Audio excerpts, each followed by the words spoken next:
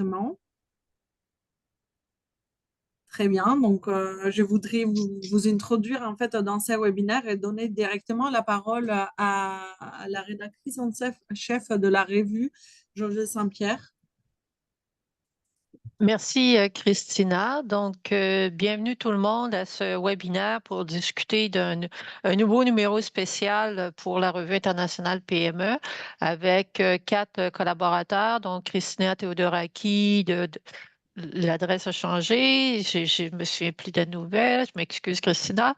Linda Saoudi, Mathilde Aubry et Jean-Michel Sahu. Donc, merci, chers collègues, pour cette belle invitation à un numéro qui est drôlement pertinent avec tout ce qui s'est passé dans les 10 dernières années, je dirais, ce qui continue de se passer dans l'environnement mondial. Donc, parler d'écosystèmes, je pense qu'on doit parler de plus en plus d'évolution de ces écosystèmes et incluant la transformation numérique. On utilise la transformation numérique comme terminologie plutôt que la transformation digitale, ceci ayant été validé par l'Office de la langue française. Donc, on a aussi ce souci-là là, à la Revue internationale PME. Alors, je vais donner tout de suite la parole à Christina et son équipe pour discuter, pour présenter le numéro. Et on aura évidemment une période de questions. Soyez très, très à l'aise, tout le monde, là. On est vraiment là pour faire la promotion du numéro. Donc, posez vos questions, vos inquiétudes, vos éléments de discussion à la fin. Là. On est là pour ça. Christina, c'est à vous. Merci beaucoup, José. Il est un vrai honneur pour nous de faire partie et d'avoir la confiance de la rédaction de la revue sur ces numéros spéciaux qui nous tient à cœur. Je souhaiterais partager mes slides, mais effectivement, je rejoins l'appel de José à maintenir cette occasion et cette séance interactive. Donc, on a la chance ou pas chance, parce qu'effectivement, on a choisi ces créneaux-là. Il y a beaucoup de collègues qui sont à la reprise, mais on aura l'occasion en fait de révisionner ces webinaires pour qu'on puisse partager en fait le questionnement qu'on peut avoir sur ces numéros spéciaux. Euh, sur ces, n'hésitez pas à poser des questions sur les chats. Ensuite, on aura aussi une séance de questions-réponses. Et en fait, on a été assez ravis de proposer un format assez novateur de ces webinaires. Donc, à la fois, c'est la chance de rencontrer les rédacteurs invités, de comprendre un petit peu comment il a émergé ce numéro spécial, mais aussi c'est quoi le cœur de ce numéro spécial, mais aussi les possibilités d'élargir, de le rendre flexible, de pouvoir en fait être inclusive aussi sur la réflexion et c'est sur les débats scientifiques autour de ces thématiques à la fois novateurs et qui apportent beaucoup d'intérêt à la communauté internationale. Et là, cet appel-là, il permet aussi de maintenir les débats sur la francophonie et aussi de voir l'originalité en fait qu'on peut proposer en étudiant ces thématiques-là et s'engager en fait à avancer le débat scientifique. Du coup, vous pouvez trouver les slides. Donc, vous pouvez effectivement avoir proposé vos questions sur les chats. On va garder un œil. Et vous pouvez télécharger aussi les slides de cette présentation. Donc, n'hésitez pas, vous pouvez trouver toutes ces informations qui seront présentées ici, à la fois avec les QR codes que vous voyez sur l'écran ou encore avec en tapant sur les liens, les liens qui est proposé ici. Je l'ai mis également, je l'ai partagé sur les chats. Une autre information, vous pouvez aussi trouver sur les chats les liens de numéros spéciaux que vous pouvez aussi télécharger et trouver facilement sur les sites de la revue. Du coup, sans trop perdre de temps, je voudrais aussi exprimer mes remerciements à José Saint-Pierre et toute l'équipe de rédaction de la revue, parce que ça nous tient à cœur à proposer ces numéros spéciaux aussi à la francophonie. On était quatre rédacteurs invités. Je suis Christina Theodoraki de l'IAE ex-Marseille maintenant. Je vais passer la parole à mes collègues pour se présenter rapidement. En ce qui me concerne, je tiens énormément à promouvoir les débats sur les écosystèmes entrepreneuriaux. Aujourd'hui, je suis rédactrice également sur des journaux internationaux comme Small Business Economics, Journal of Small Business Management également. Et en fait, j'ai eu l'honneur aussi d'être rédactrice de revue internationale PME associée, rédactrice associée. Et je tiens effectivement de maintenir ces débats ouverts sur ces thématiques. Donc, Linda, je ne sais pas si tu veux te présenter aussi sur ton... Rapidement, comme tu disais, c'est vrai que l'objectif aujourd'hui, c'est vraiment laisser la parole donc aux différents voilà, participants. Donc moi, c'est Linda Saoudi, je suis maître de conférence à l'université Claude Bernard à Lyon 1 en France. Je co-anime donc un groupe thématique au sein donc de l'AEI qui s'intitule Entrepreneuriat et transformation digitale avec ma collègue donc Mathilde Aubry.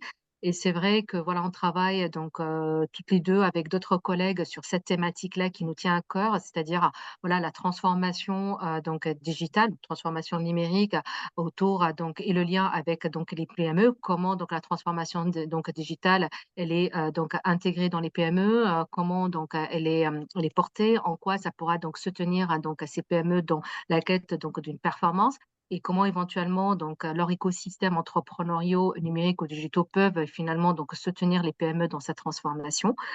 C'est des thématiques qui nous tiennent à cœur et qu'on aimerait bien donc présenter donc tout au long donc de ce webinaire et voilà, donc si vous avez des questions, donc n'hésitez pas, on est là pour ça. Mathilde? Je prends la parole pour suivre. Mathilde Aubry, école de management de Normandie. Je suis professeure d'économie là-bas et je suis responsable d'une chaire sur la transformation numérique des entreprises. Donc forcément, la question de la transformation numérique m'intéresse beaucoup.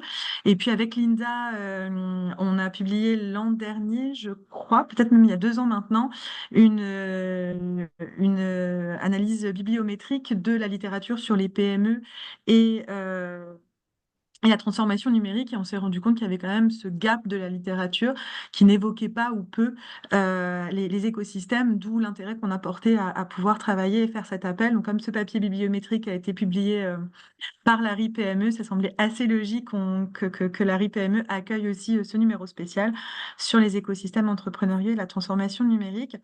J'en profite aussi pour dire qu'on est responsable avec un collègue, Timothée Gomo, d'un track sur ces mêmes thématiques à la CIF PME qui aura lieu à Québec au mois d'octobre. On sera présentes toutes les deux. Donc ça peut être aussi l'occasion, n'hésitez pas à venir nous rencontrer, échanger avec nous à ce moment-là. Et puis à profiter avec nous des propositions qui seront faites lors de ce track, parce que forcément, ça sera des thématiques qui vous intéresseront.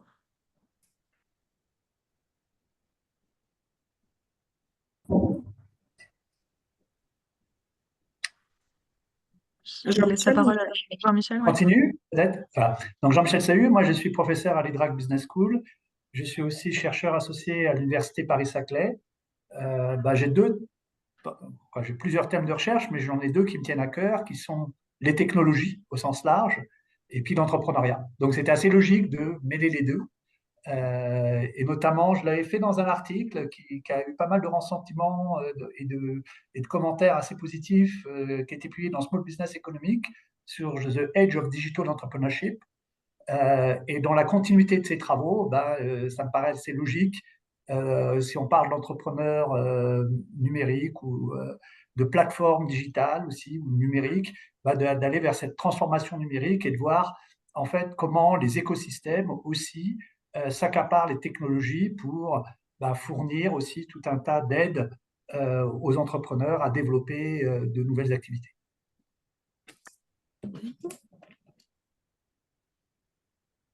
Donc, ici, nous avons en fait, merci beaucoup de toute l'équipe de rédacteurs invités.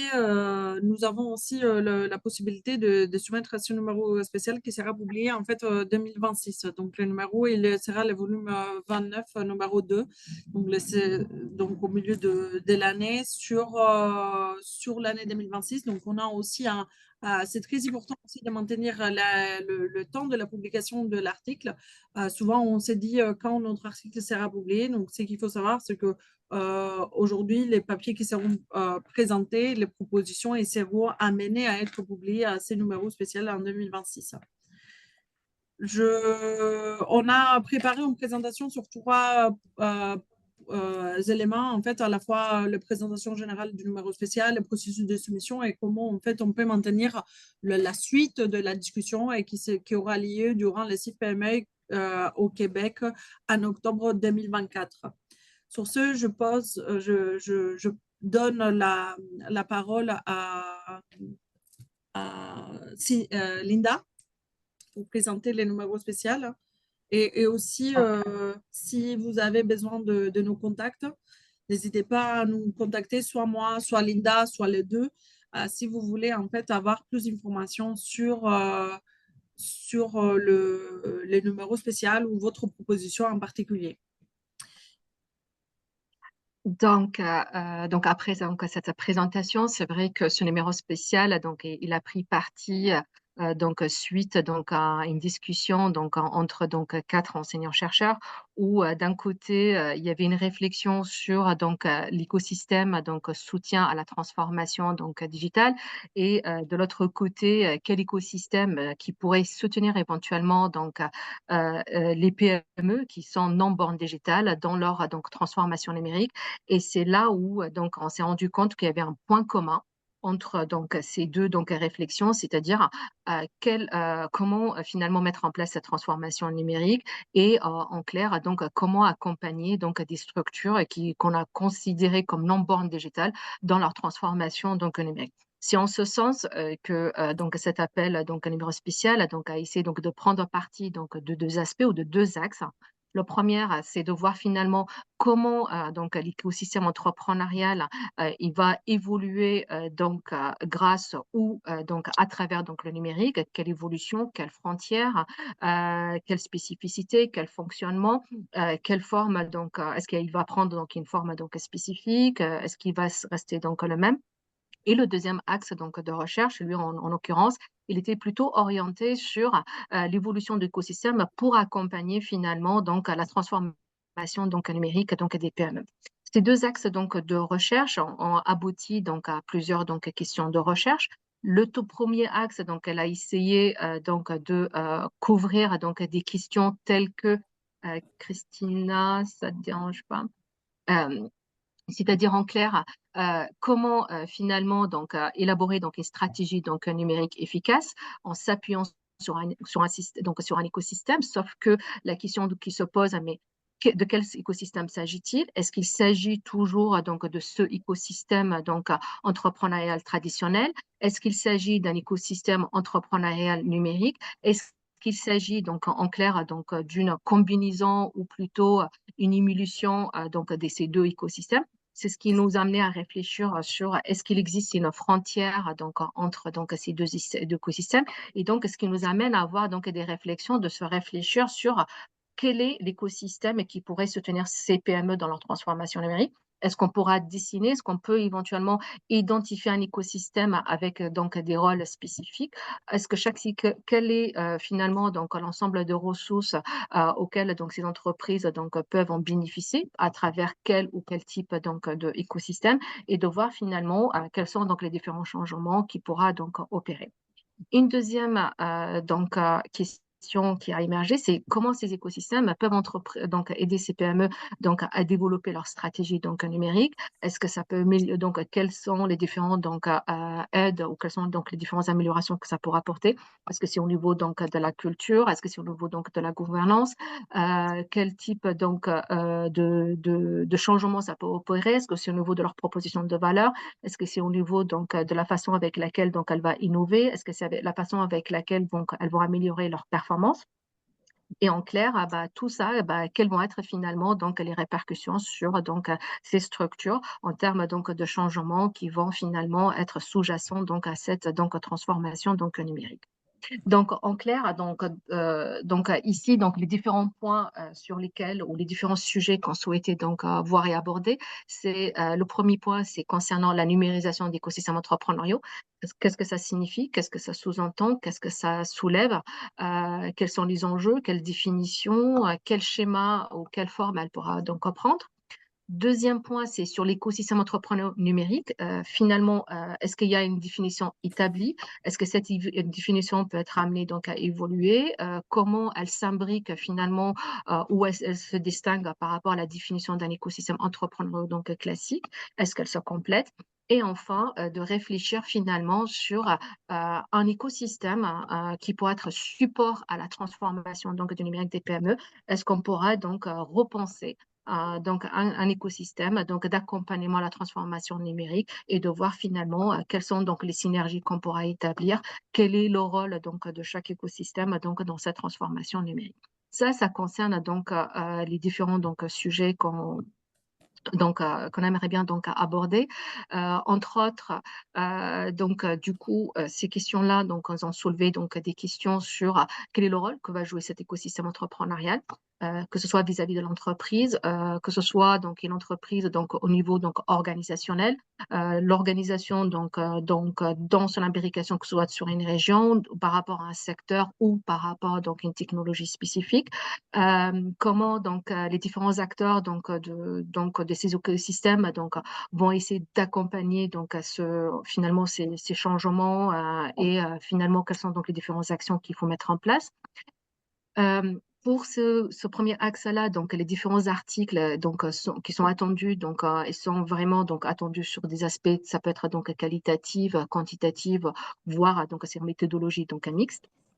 Des approches donc longitudinales, voire donc des méthodologies originales sont aussi donc les bienvenues, qui pourra finalement alimenter donc cette réflexion et aussi donc ouvrir donc d'autres donc pistes donc de recherche. Christina. Alors, concernant donc le processus donc de soumission, il y a deux voies donc de soumission. La première donc soumission, c'est via donc le colloque donc CIFPME, où donc pour ceux ou celles qui ont déjà soumis un résumé long qui a été donc accepté, donc vous avez reçu donc récemment donc un rappel concernant donc les différentes dates clés, entre autres donc l'envoi donc des papiers complets pour le 10 septembre 2024. Avec donc bien évidemment le congrès qui se tiendra du 22 au 25 octobre donc en 2024. La deuxième donc voie donc de soumission et les papiers qui sont soumis que ce soit donc pour l'appel à track soit transformation à la croisée donc des transformations numériques et écosystèmes ou le deuxième donc track. Christina, excuse-moi, l'intitulé de ton track. On le voit ici, hein, le 2 track, hein, le croisé. Voilà, donc pour ceux ou celles donc, qui ont donc soumis, que ce soit pour le premier track à la croisée des écosystèmes, quel écosystème pour accompagner la transformation numérique, ou pour ceux qui ont soumis pour le deuxième donc track accompagnement entrepreneurial, nouvelle perspective. Donc, si vos papiers donc sont retenus, donc vous allez être donc alerté à l'issue donc du congrès et vous allez être notifié donc par un avis donc d'acceptation et auquel donc il y a tout un processus donc à suivre. La deuxième donc voie donc de soumission, donc c'est une soumission donc externe. Donc pour ceux ou celles qui n'ont pas pu ou malheureusement la date voilà a été dépassée, ils n'ont pas pu soumettre pour CIFPME, vous pouvez donc faire une soumission donc externe. Et à ce moment-là, donc il faut envoyer donc un papier donc complet. Donc la deadline c'est prévu pour le 28 février 2025. L'article donc complet. Il y aura une première évaluation avec une première réponse soit acceptée, soit rejetée, donc pour le 15 mars 2025. Et par la suite, donc vous allez être donc notifié pour l'ensemble des modifications apportées avec donc un retour, un renvoi donc du papier pour le 20 février 2026. Juste, Leda, afin de compléter ces points-là, il faut dire que même si les collègues ils ont soumis en fait au consortium, au CPME et qu'ils ont eu en fait des retours, tout le monde il doit soumettre à la revue via le système en fait de la revue en notifiant bien qu'il s'agit de ces numéros spéciaux. Hein. Mais durant le CIFPME, on aura aussi l'occasion d'être présent. Donc, on serait présent le rédacteur invité et donc on pourra aussi échanger avec les participants du congrès au Québec pour pouvoir en fait travailler aussi sur les thématiques et pour apporter en fait de compléments de suggestions en fait avant la soumission. Comme vous avez pu le voir, un point aussi donc important peut-être à le rappeler, donc les soumissions donc sont français. Pour les collègues donc non francophones, donc si vous souhaitez donc soumettre donc un papier, vous pouvez le faire. De voir éventuellement si on pourrait donc coécrire avec un collègue donc francophone ou éventuellement donc envisager peut-être donc voilà traduire donc le papier. Donc voilà, c'est vraiment ouvert. Et c'est une opportunité aussi de permettre donc à d'autres personnes qui viennent donc de d'autres horizons, donc mais d'autres donc pays, donc de pouvoir voilà donc nous soumettre donc un papier, donc même si c'est en français.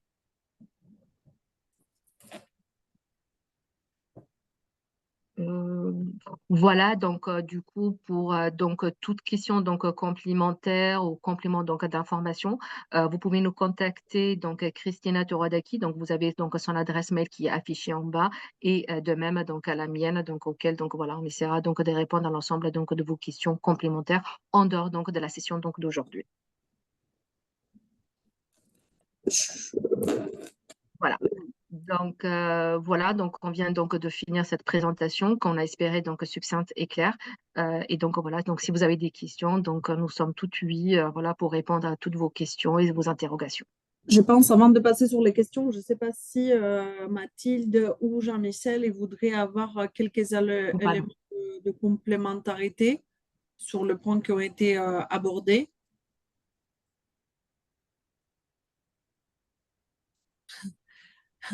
Mathilde ou Jean-Michel, c'est bon pour vous? C'est bon pour moi, excusez-moi, j'étais coupée dans mon bureau, mais oui, oui, c'est très bon pour moi. Parfait, ça me semble très clair. Jean-Michel? Micro, Jean-Michel. Je n'arrivais plus à remettre le micro. Non, c'est bon pour moi aussi, c'était très complet, merci. Eh bien. Moi, je voudrais effectivement compléter sur les éléments qui ont pu être abordés. C'est effectivement, en fait, à ces points-là, on a pu distinguer depuis. Là, on est sur la deuxième décennie de l'évolution de l'écosystème entrepreneurial. Il a été beaucoup évolué. En fait, la réflexion autour de l'écosystème entrepreneurial a démarré en France aux alentours de 2013 avec la conférence aussi de l'AI. Et en fait, on s'est questionné sur ces problématiques-là. Les collègues francophones, ils ont contribué, ils ont été assez présents sur les débats. Toutefois, ce qui est intéressant pour nous, c'est de voir les nouvelles phénomènes qu'on a pu observer à la fois sur le besoin de transformation numérique, à la fois sur la période post-Covid, comment ces thématiques-là pourraient impacter et quelles sont les données qu'on peut amener par les spécificités qu'on rencontre, que ce soit les spécificités sociales, cognitives ou même sur les terrains de la PME qu'on a pu identifier, comment on peut remodéliser et relancer les débats. On reste assez ouvert sur les propositions qui seront faites sur ces numéros spéciaux, que ce soit sur tous les niveaux d'analyse en termes de contexte, en termes de focus sur la PME, son écosystème, sur les contextes et la digitalisation, la digitalisation, je parle de numérisation des entreprises. Et du coup, on est prêt à réfléchir, à discuter avec vous et même travailler avec vous sur comment vous guider pour développer vos propositions. Et on avait aussi, je ne sais pas s'il y a de commentaires, s'il est clair le processus aussi des soumissions, mais je pense que c'est aussi le moment, si vous avez une idée, de la pitcher aussi devant nous, que ce soit ici dans ces webinaires ou ailleurs, de nous proposer vos idées et s'ils pourraient, selon vous, et comment ils pourraient être mieux développés, quel serait le storytelling, le déroulé de votre papier pour avoir les meilleurs liens avec les numéros spéciaux.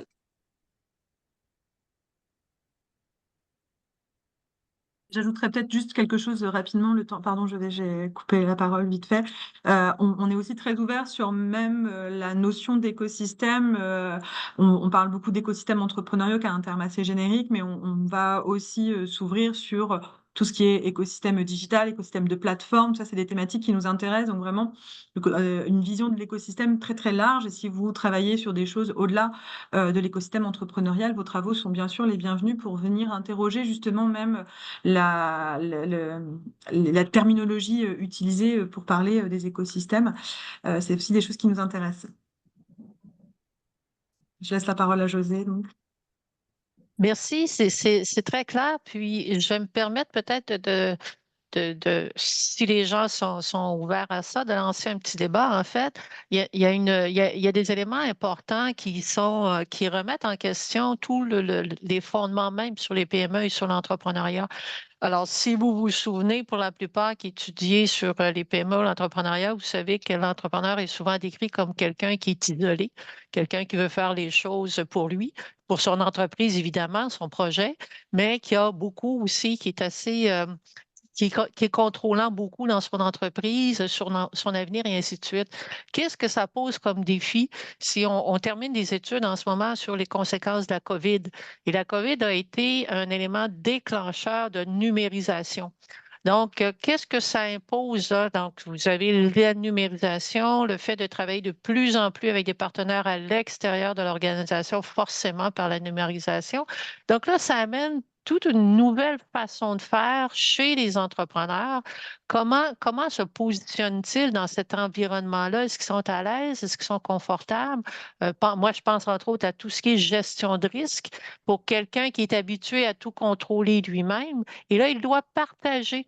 Alors, il doit travailler de plus en plus avec l'écosystème parce qu'on le sait aussi que c'est de plus en plus difficile de faire les choses seul, d'où l'intérêt de l'écosystème, donc de vraiment apprendre à travailler avec lui. Mais ça vient un petit peu en contradiction aussi hein, avec ce qu'on voit, avec ce qu'on connaît des entrepreneurs traditionnels. Alors, j'aimerais ça, si les gens, il y a cet élément-là qui m'apparaît peut-être devoir être soulevé. Puis l'autre élément, c'est toute l'internationalisation. Donc, à partir du moment où vous ne pouvez plus voir en personne votre client, votre fournisseur, même des employés. Ah, donc, cet écosystème-là fait éclater complètement les frontières de l'entreprise. Comment sont les PME là-dedans? Comment sont les entrepreneurs dans tout ça? Et dernier commentaire, c'est sur ceux qui ne veulent pas y aller, ceux qui ne veulent pas se numériser, ceux qui veulent travailler, continuer à travailler selon les anciens modèles, si je me permets, là. Alors, je sais pas, je lance ces éléments-là pour peut-être réveiller les Québécois parce qu'il est quand même 11h30 du matin, là. Allez, on bouge un peu. Et tout le monde, on participe à cette conversation-là. J'adore les webinaires parce que c'est justement l'occasion d'en parler. Alors, je pourrais même identifier des personnes. C'est Christina, vous pouvez pointer. C'est bien d'avoir les noms des personnes. Hein? Sauvez-vous pas, là, on fait une conversation. Je, je, je n'ai pas Oui, entendu, je n'ai pas compris sur les noms de participants. on peut identifier des participants pour les faire embarquer dans la conversation Ah qu'on oui, fait en ce moment. tout à fait. Je pense que les participants aussi, ils peuvent interagir, hein, ouvrir le micro. Oui, je vois qu'il y a Claudia. Il y a Aveline qui souhaiterait intervenir et Claudia aussi qui lève la main. Merci. Merci beaucoup pour cette présentation. Vraiment un numéro spécial très, très intéressant. Merci aussi pour cette idée de débat. Alors, je me permets, moi, j'ai quelques réflexions à ce sujet et je me demandais si, d'après les divers éléments que vous avez mentionnés, notamment par rapport au Covid, par rapport à la question donc aussi, comment dire, géographique des écosystèmes, je me demandais si, comment dire, la notion de vous étiez ouvert à ce qu'on puisse investiguer aussi le rôle des sous-écosystèmes. Par exemple, est-ce que la digitalisation peut permettre à un écosystème, comment dire, global de se connecter avec des sous-écosystèmes? Je voulais savoir si par exemple, est-ce que ça faisait partie aussi du scope, disons, de ce numéro spécial? Tout à fait. Je ne sais pas si les autres rédacteurs invités ils souhaitent interagir sur ce point. Aveline, tout à fait, il est pertinent en fait aussi la réflexion en termes de périmètre géographique des écosystèmes, du territoire, de l'entreprise, de l'organisation. Comme il est évoqué par José, avant, on considérait l'entrepreneur de manière isolée. Ensuite, on a contextualisé sur l'entrepreneur et son entreprise ou son territoire. Mais est-ce que le digital aujourd'hui, est-ce que peut-être aussi c'est un moteur de ne pas y aller vers le numérique sur le fait qu'il va dépasser, il va aller sur le global et que finalement, on ne maîtrise pas comment on navigue, comment on transforme, comment on dépasse ses limites. Mais ça amène aussi la réflexion aussi sur le périmètre de l'écosystème et son délimitations. Est-ce que ça délimite au centre du territoire, le département, le réseau finalement, où ça dépasse les frontières géographiques? Et même à quelle échelle on peut trouver plusieurs sous-écosystèmes. Donc, effectivement, là, on va aller sur les débats.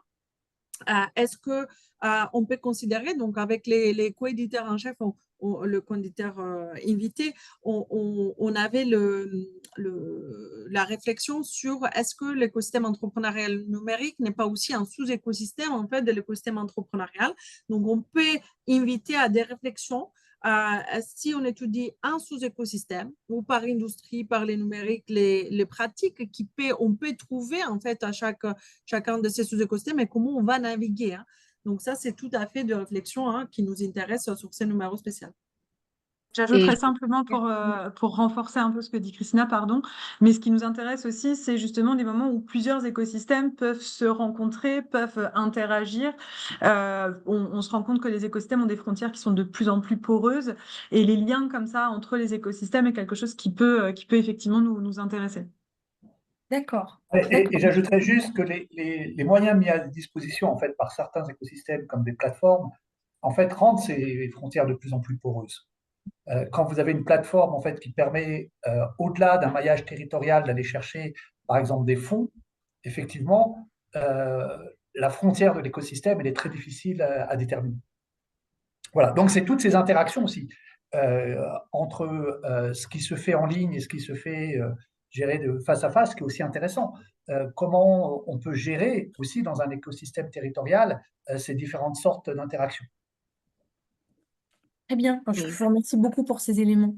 Ah, je pensais compléter avec quelque chose. Donc, ce que disait donc José concernant cet entrepreneur ou ce dirigeant donc d'entreprise, de réfléchir aussi sur quels peuvent être éventuellement les catalyseurs finalement pour intégrer cet écosystème, parce que on sait qu'un chef d'entreprise, des fois, par crainte, donc la perception de sortir de ses frontières, des fois, donc ça peut être finalement donc un frein finalement d'intégrer donc cet écosystème. Ça peut être aussi donc des pistes de voir finalement comment les amener finalement à ouvrir, à pousser cette porte donc et aller vers cet écosystème. Est-ce que c'est des biais qui peuvent être donc cognitifs, affectifs ou cognitifs? Donc peut-être ça peut être analysé, il peut expliquer finalement pourquoi certains peut-être donc entreprises, ou pourquoi certains entrepreneurs ou dirigeants de PME finalement ne franchissent pas le cap et restent, et ce qui pourrait expliquer peut-être pourquoi certaines finalement ne se transforment pas, ils vont pas aller finalement chercher donc bon interlocuteur par peur que, même si certains se conforment donc par mimétisme et certains donc malheureusement non. Donc je sais pas José si ça rejoint un peu la réflexion tout à l'heure, ce que tu disais sur l'entrepreneur dirigeant. On peut peut-être l'aborder aussi, que ce soit au niveau aussi individuel aussi peut-être. Oui, puis en fait, j'ajouterais, ça pose toute la question aussi de l'accompagnement. Donc, justement, des accompagnateurs qui doivent travailler avec des entrepreneurs qui ont différents comportements, attitudes, freins aussi par rapport à tout ça. Alors, c'est très, très ouvert comme sujet. Hein. Claudia, je vois que vous voulez aussi intervenir. Ben, en fait, j'aurais beaucoup à dire, beaucoup d'idées, beaucoup d'inspiration, ça c'est clair, mais José nous piste sur quelque chose d'important en transformation numérique autant qu'en entrepreneuriat, c'est-à-dire sur l'hétérogénéité des profils. Donc, l'hétérogénéité des organisations et l'hétérogénéité des entrepreneurs eux-mêmes, on ne peut y échapper dans ce contexte-là. Mais là, plus récemment, ce qui, moi, m'est apparu encore plus important, puis la pandémie l'a mis de l'avant, c'est l'hétérogénéité des organismes d'accompagnement. Leur mission diffère. Elles ne font pas, pour plusieurs, puis là, je vais parler de l'écosystème québécois d'accompagnement, parce que c'est celui-là que je connais. beaucoup d'organismes, de ces organismes socio-économiques-là, se sont fait imposer d'accompagner la transformation numérique parce que là, tout d'un coup, il y avait de l'argent sur la table pour faire ça. On a un gouvernement très, très pro-numérique. Pas certaine qu'il en comprend toute la complexité, mais ça, c'est un autre dossier. Donc, beaucoup d'argent sur la table pour accompagner cette fameuse transformation-là, mais je ne suis pas certaine que tout le monde sait très bien qu'est-ce qu'ils sont en train de faire.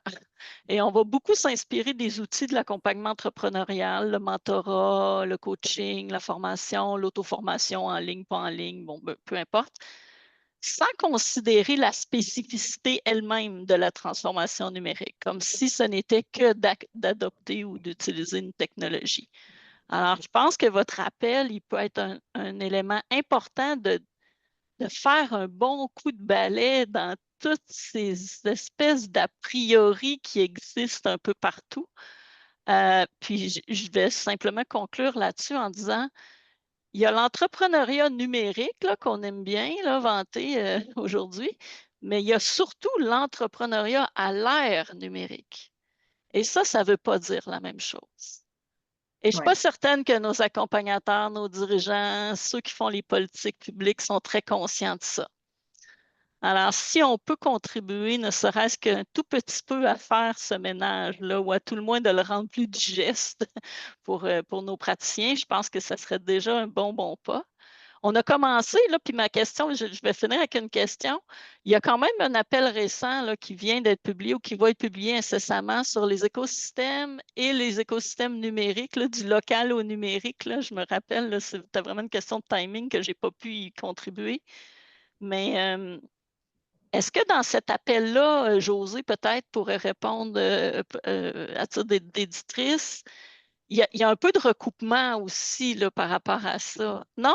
Bon, Christina dit oui, Josée dit non. Fait que je vais vous laisser répondre, mais juste parce que moi, je l'ai vu là, quand même, et je le trouve intéressant celui-là aussi. Là. Ouais. Les deux ont été fusionnés. On peut dire ça comme ça. Ouais. C'est bon, Christina? On est parfaitement d'accord. Ben, si ça me donne la chance de contribuer, c'est bravo. Merci beaucoup. Merci. Bon, ben, j'arrête là-dessus, mais je pourrais en fait, cette conversation-là, je serai au CIF-PME, donc je suis très contente de savoir qu'il y a des gens parmi vous qui vont y être, fait qu'on pourra continuer là-dessus, j'en doute pas. Mais je vous félicite, je vous remercie pour cet appel-là. Je l'attendais vraiment depuis longtemps en français dans la RIP PME. Là, fait que vraiment très contente de le voir. Est-ce que ça sera le papier du CIF PME? Je ne sais pas encore. Ça sera peut-être autre chose. Je ne manque pas de matériel. Disons que j'ai un beau problème en ce moment. Et merci beaucoup. Effectivement, ça rejoint toute notre thématique, toute la réflexion derrière. Et effectivement, on comprend il y a les timings, mais c'est aussi les moments, je pense que les débats, ça pourrait aussi faire la différence, de mettre en clarité, en fait, de toutes ces diversités qu'on peut voir, qu'on n'a pas un papier qui nous permet de donner plus de clarté, et même de papiers qui apportent de clarté sur les pratiques, l'hétérogénéité, toutes les pratiques qui touchent les numériques, parce qu'on met en fait des concepts un peu parapluies qui amènent tout ce qui est dedans, mais en fait qui nous manque de visibilité, comment il se lie à différents niveaux, comment les différents profils d'entrepreneurs il peut avoir des difficultés qui sont différentes à naviguer en fait dans ces écosystèmes, dans ces demandes de transformation numérique. Donc, c'est tout à fait dans le scope de Special Issue. André? On ne vous entend pas. Le micro. On ne vous entend pas. Ah, donc c'est un problème technique. Donc, jusqu'à qu'André il puisse résoudre en fait les problèmes des micros, peut-être on pourra passer à Simona. Après, je ne sais pas si tu as vu dans le chat, il y a... Ah bah si, pardon, c'est Simona qui parlait dans le chat. Vous m'entendez, non? Ouais, là, on vous entend. OK. Juste au moment où ça est revenu la technique, au moment qu'on vous dit qu'on va donner ailleurs. Allez-y. Le miracle de la technologie. Ouais. Donc, merci beaucoup pour l'invitation. Et je trouve le numéro spécial très intéressant parce que voilà, c'est un sujet qui croise un peu des questionnements que j'avais croisés pendant mes travaux de thèse. Et quand j'ai vu ça, effectivement, c'était une opportunité. Je doutais compte tenu des contraintes de temps, mais voilà, finalement, je pense que je vais proposer quelque chose et je vais rebondir un peu sur ce que Aveline disait par rapport au croisement des écosystèmes. On avait constaté, au fait, dans nos travaux antérieurs, qu'il y avait effectivement, au sein d'un même écosystème, quand nous avons étudié l'Occitanie, on avait vu que au sein d'un même écosystème, il y avait une forme de cloisonnement de l'écosystème sur la base de barrières territoriales qui empêchaient en réalité les acteurs d'intervenir de façon élargie dans l'écosystème. Et on avait trouvé qu'il y avait de nouvelles pratiques quand même qui émergeaient, surtout du point de vue des incubateurs que nous avons étudiés, qui permettaient en réalité de franchir ces barrières-là. Et ces pratiques étaient beaucoup plus numérisées.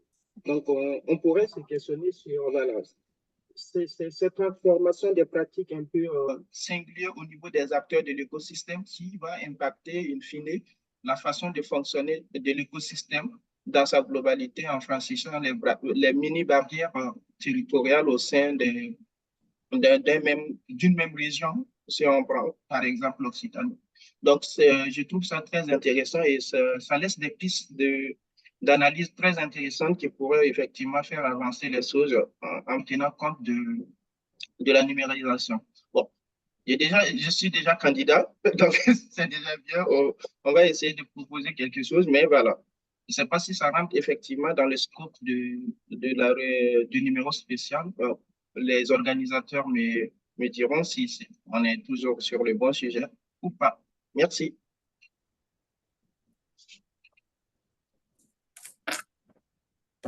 Je ne sais pas si le co-éditeur, ils ont un co-rédacteur, un avis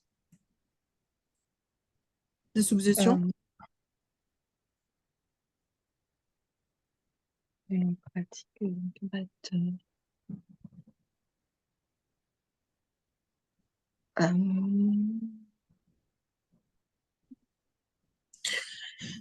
Donc, André, je pense que, enfin, je connais les travaux effectivement et je pense que c'est assez intéressant le cloisonnement que vous pouvez en fait constater sur les différents, sur les moments que différents sous-écosystèmes en fait ils vont venir s'aligner. Et je pense que en faisant suite à l'appel aussi de Claudia qui a soulevé aussi la différence des acteurs qu'on retrouve sur l'écosystème quand on en appelle en fait pour une condition donnée, que ce soit COVID, que ce soit, par exemple, de nouveaux schémas de développement économique, on va voir qu'il y a certaines périodes qui vont inciter en fait des acteurs soit d'apparaître, soit en fait de changer leur positionnement. Et on va avoir en fait différentes pratiques qui peut en fait changer la donne sur l'écosystème et comment on les navigue. Une de ces pratiques, c'est aussi l'ère du numérique. Aujourd'hui, les numériques, on disait que c'était beaucoup accentué avec la période du Covid, mais quelles sont les pratiques, le reflet en fait de ces changements, cette ère du numérique sur l'écosystème. Et aussi, est-ce qu'on a, par exemple, vous travaillez sur les structures d'accompagnement, est-ce qu'il y a différentes structures? Est-ce que des structures d'accompagnement, ils ont pu aider le PME ou l'entrepreneur en fait ressortir en fait de ces problématiques ou même pas seulement sur le Covid, mais aussi post-Covid, comment on a pu en fait changer et comment on voit en fait les trajectoires en fait de ces mesures. Par ailleurs, vous travaillez sur le sourcing des structures d'accompagnement, le sourcing des acteurs. Et en fait, on voit qu'il y a de plus en plus de structures d'accompagnement qui ont ce que vous appelez les e-sourcing. Les e-sourcing, c'est les pratiques d'aller chercher en fait dans le numérique en fait de nouveaux interlocuteurs pour les faire venir dans l'écosystème, que ce soit des clients, que ce soit des acteurs de l'écosystème. Et est-ce que ces acteurs, on peut poser la question de la performance aussi, comment est-ce que ces acteurs, ils ont ou de la résilience des nouveaux concepts? Comment ces nouvelles pratiques, ça permet en fait des acteurs de survivre même en période de crise? Je pense que c'est des questions à différents niveaux, qu'on les amène à à l'entrepreneur, son accompagnement avec les structures d'accompagnement, la diversité des acteurs, les changements en fait du contexte. Je pense que ça peut être des questionnements extrêmement importants à démontrer aussi que sur l'appel initial, comment s'articulent les différents écosystèmes, les cloisonnements de certaines, et comment on dépasse finalement ces freins qu'on rencontre. Je vais complètement dans le sens de Christina, pardon, et je confirme, je trouve que c'est vraiment intéressant. Et une approche dynamique autour des écosystèmes quand on parle de la transformation numérique c'est complètement pertinent en fait de voir un peu ces évolutions-là. C'est des choses qu'il faut absolument creuser en fait. Et on a l'avantage d'avoir un terrain ces dernières années qui peut permettre d'avoir une approche un peu évolutive de l'écosystème. Donc c'est quelque chose sans doute à creuser. Et peut-être dans la continuité, mais c'est qu'une piste, une réflexion, peut-être de réfléchir à un moment donné, est-ce qu'il y a un seuil à partir duquel, comme un seuil de crise, à partir duquel l'entreprise va changer, de dire, ah voilà, jusqu'aujourd'hui, selon un chiffre d'affaires, selon un nombre de clients, donc je vais tout internaliser, c'est moi qui fais, et à partir de quel moment, pour éviter, donc je vais essayer donc d'externaliser et d'intégrer donc ces nouveaux acteurs. Est-ce qu'il y a un seuil à partir duquel on va être déterminé. Est-ce que c'est mieux donc d'aller vers cet écosystème? Est-ce qu'il y a un seuil à partir duquel où les dirigeants donc ne vont pas peut-être contacter cet écosystème et de réfléchir et de dire ah bah, il faut peut-être briser, aller au-delà? Et un autre point, effectivement, je m'intéresse aussi sur les stratégies des coopétitions, collaboration et compétition en même temps. Donc, comment on peut changer, en fait, finalement, de comportement au sein du même écosystème pour naviguer et qu'à un moment donné, on peut changer, finalement, dans l'écosystème du numérique, à un moment donné, aller vers des acteurs, en fait, pour développer les numériques ou, en fait, se familiariser avec une technologie qu'on ne maîtrise pas et qu'ensuite, développer un comportement plus compétitif, en fait, selon les changements des acteurs ou de mesures du développement économique. Donc, je pense que c'est des réflexions qui méritent d'être proposées et qu'on est extrêmement en fait attentif sur les propositions qui seront faites. Très bien. Je vois Simona, on vous écoute. Vous voulez poser une question? Oui, bonjour à tous. Merci pour cette opportunité d'apprendre beaucoup plus sur ce numéro spécial. Je suis Simona Grama-Vigouroux, enseignante-chercheuse à l'école de commerce de Troyes, donc South Champagne Business School. J'ai beaucoup entendu sur les PME, sur les différents types d'écosystèmes entrepreneuriaux pour accompagner du coup les PME dans la transformation numérique. Mon papier porte plus sur les universités qui sont en fait toujours des sous-écosystèmes en fait de ces écosystèmes entrepreneuriaux.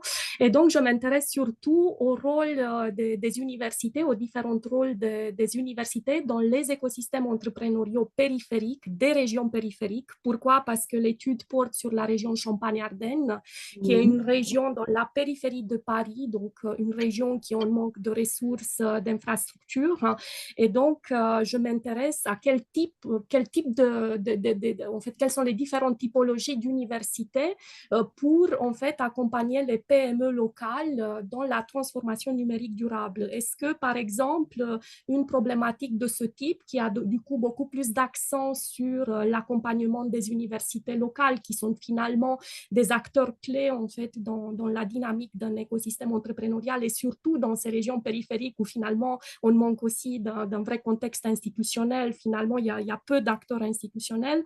Est-ce que les différentes typologies qui peuvent entrer en jeu du coup pour accompagner les PME des universités, pour accompagner du coup les PME à une transformation numérique durable, ça a du sens pour ce numéro spécial. Du coup, focus plus sur les universités, leur accompagnement pour les PME dans cette transformation numérique et durable, parce que c'est aussi très important. La question de durabilité, effectivement, va toujours... Pardon, Christina, pardon, tu Non, voulais allez-y, répondre? allez-y. Non. Non, je pense que c'est vraiment intéressant. Il faut le remettre en lien avec la littérature, peut-être un peu plus générale sur les écosystèmes, à mon avis, pour bien montrer le lien. Là, c'est un effort pour marketer aussi un petit peu le papier, pour qu'il colle aussi au numéro spécial et que chacun puisse y trouver son intérêt. Mais c'est tout à fait clairement un sous-écosystème qui peut intervenir et qui peut venir enrichir. Et si ça peut apporter des informations sur justement le rôle de ces sous-écosystèmes, peut-être pas ceux auxquels on pense en primauté quand on pense à transformation numérique, numérique. Non, je trouve qu'au contraire, il peut y avoir un apport très original sur ce type d'écosystème. Et s'il peut y avoir une comparaison dans le papier, peut-être même dans la discussion, sur ce que peut apporter ce sous-écosystème par rapport à d'autres ou sur comment il est perçu par les PME ou par les entrepreneurs, ça peut être vraiment intéressant parce que ça va vraiment venir alimenter la littérature plus générique sur les écosystèmes. En fait, juste pour compléter, pour apporter une réponse, donc le papier, finalement, il y a on va dire, analyse des données préliminaires, mais le but, c'est finalement de donner une typologie des universités dans leur façon, du coup, d'accompagner les PME dans cette transformation numérique durable. Et donc, il y a 4 typologies qui ressortent et donc qui montrent quels sont les avantages, les désavantages. Et donc, c'est ça le but, en fait, en fonction de... il y a surtout une dimension qui ressort, c'est la vision stratégique des universités qui va faire qu'elles soient soit orientées vers les nouvelles technologies, soit orientées vers la durabilité. Et en fonction de ça, il y a 4 rôles en fait qui résultent en fonction de cette vision qui domine dans les universités de ces régions périphériques, qui va mettre bien évidemment l'empreinte aussi sur la façon dans laquelle elles vont accompagner du coup les PME et donc qui va mettre aussi l'accent sur la dynamique économique de ces régions périphériques. Voilà. Le terrain, il porte sur les entreprises qui sont accompagnées ou plutôt sur les personnes qui sont accompagnantes? Non, les entreprises, les PME, parce que du coup, il y a pratiquement 6 PME industrielles qui étaient inclus, parce que du coup, ces régions périphériques sont plus, si vous voulez, dominées par des entreprises industrielles ou artisanales. Donc, du coup, il y a plutôt des PME industrielles et après, il y a de l'autre côté les universitaires, mais aussi des institutionnels locaux qui finalement apportent leur vision sur l'accompagnement lié voilà, à la transformation durable des entreprises par les universitaires. Okay. Moi, je trouve très intéressante la proposition. Par contre, là où la proposition de papier en général, en fait, sur l'écosystème, parce qu'en fait, il est légitime. L'université, le focus sur l'université, c'était aussi présent, en fait, depuis le début de la littérature de débat. On parle de University-Based Entrepreneurial Ecosystem, des écosystèmes entrepreneuriaux basés, en fait, comme acteur primordial sur l'université. L'université, c'est un acteur, en fait, qui transfère la technologie, qui est là aussi à accompagner en fait la création de valeur aussi sur la société entrepreneuriale et travailler main dans la main avec les entreprises, les PME. Par contre, et je trouve légitime, et c'est assez original comme proposition parce qu'ici, il y a plusieurs débats qui sont originaux. Le axe sur l'université, son rôle d'accompagnateur finalement, qui se dépasse, en fait, on parle de 3e mission, hein. C'est pas peut-être la connaissance, ou peut-être il y a un alignement aussi sur la création des connaissances, la recherche, l'apprentissage, l'enseignement et aussi les transferts de ces technologies sur la société entrepreneuriale. Mais en même temps, en fait, c'est la collaboration entre les universités pour répondre à un problème complexe de la société qui est la transformation numérique.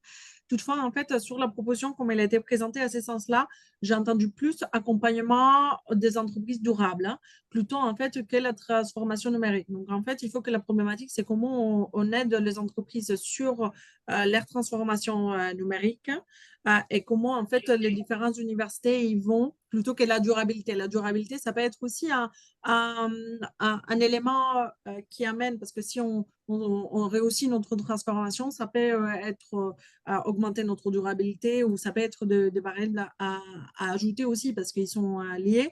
Mais il faut faire l'accès sur la transformation numérique des entreprises et comment les différentes universités vont répondre finalement à un réseau ou un écosystème en fait avec les autres partenaires aux universités, mais aussi d'autres acteurs de l'écosystème. Et là, en fait, ça va créer une forme assez spécifique d'écosystème pour répondre à la transformation numérique des entreprises. Et la question ici, ce serait qu'est-ce qu'on peut apprendre? Parce qu'en fait, le contexte, il est très particulier. Il est à la fois région périphérique, à la fois focus de l'université et son 3e rôle sur l'accompagnement en fait des entreprises sur ces problèmes de transformation numérique. Donc là, en fait, on s'est entendu comment on peut répliquer les résultats. Donc, d'un côté, pourquoi c'est intéressant? quel cadre théorique on utilise. On peut pas faire évoquer, par exemple, le triple helix, qui est en fait le rôle de l'université en collaboration avec l'industrie et les gouvernements pour répondre à un problème complexe. Je ne sais pas quel cadre théorique, je ne vous dis pas de suivre ceci, mais c'est surtout en fait de voir quels autres territoires, comment on peut expliquer vos résultats, quels autres territoires ou industries pourraient être intéressés par ce type de collaboration et qui pourront trouver les résultats enrichissants pour amplifier en fait la valorisation de votre travail. Je ne sais pas si... Merci. Donc, moi, je pense qu'on arrive vers la fin de ces webinaires. On tient sur notre format d'1 heure, en fait, d'échange avec les rédacteurs invités, avec la rédactrice en chef qui nous fait confiance, en fait, de nous suivre sur ces démarches. On a lancé le débat. L'appel, il est ouvert. On sera ici à entendre toute problématique qui peut être liée à ce sujet qui est extrêmement important. Finalement, ces webinaires, moi, j'étais assez... j'avais peur au début sur le format et en fait, j'ai courage parce que je trouve que ces pitch d'1 minute à la fin, de donner la parole à des potentiels contributeurs, d'échanger leurs idées, leurs propositions, comment ils voient finalement le thème. Ça nous permet aussi de comprendre mieux vos travaux, d'élargir aussi les débats scientifiques, mais aussi d'affiner un petit peu les développements du papier. Donc, je trouve ceci extrêmement intéressant. Ce n'est pas la fin, donc c'est un webinaire. Il sera mis à disposition. Vous avez aussi les slides que vous pouvez télécharger en fait sur les liens qui ont été proposés à la fois au début du séminaire, mais aussi sur les chats. En tout cas, on reste à votre écoute. Vous pouvez nous joindre à n'importe quel moment en mettant en fait les titres de numéro spécial sur tous les rédacteurs invités. On serait effectivement, on peut être à votre écoute et vous pouvez révisionner en fait ces webinaires. Et les prochains rendez-vous, ça serait aussi PME. Je ne sais pas si mes collègues ils ont des points à mentionner avant de clôturer cette séance. Non, remercier tout le monde pour leur participation, bien évidemment, et puis leur dire qu'il ne faut surtout pas hésiter même à nous recontacter derrière s'il y a des questions, des points à évoquer ensemble. Nous, les thématiques forcément nous intéressent, donc on est prêt à en discuter. Et puis pour ceux qui seront à CIF PME, effectivement, tout à fait disponible pour échanger avec vous, répondre à vos questions, s'il y a des questions qui vous font, qui émergent entre-temps. Et n'hésitez pas aussi à communiquer sur l'appel à contribution ou sur le revisionnage effectivement de cette vidéo si certains chercheurs autour de vous peuvent être intéressés. Moi, je tiens à renouveler mon remerciement à José Saint-Pierre aussi, qui nous fait confiance sur ces numéros spéciaux.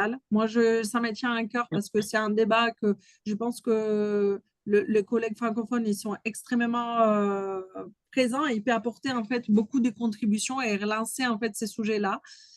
Donc, merci beaucoup, José, de nous faire confiance pour la revue internationale PME, pour initier et continuer en fait ces débats via la revue. Ben, c'est moi qui vous remercie. Puis, c'est un webinaire qui est stimulant. Beaucoup d'idées. Je pense que, et n'hésitez pas pour les auteurs potentiels, n'hésitez pas à poser vos questions. Si vous avez des interrogations, vous n'êtes pas certain. Vous avez 4 rédacteurs invités qui sont vraiment très, très motivés par ce numéro-là. Il faut faire progresser la connaissance. C'est notre objectif. Et parfois, il y a des angles qu'on ne peut pas mettre dans un appel à contribution parce que la revue a obligé nos rédacteurs invités à couper un peu du texte, n'est-ce pas? Donc, n'hésitez pas, si vous avez des questions qui débordent un petit peu du texte, ça ne veut pas dire que votre texte n'est pas accepté. Il faut poser des questions. Alors, n'hésitez pas là-dessus à revenir auprès de toute l'équipe qui est en charge du numéro spécial.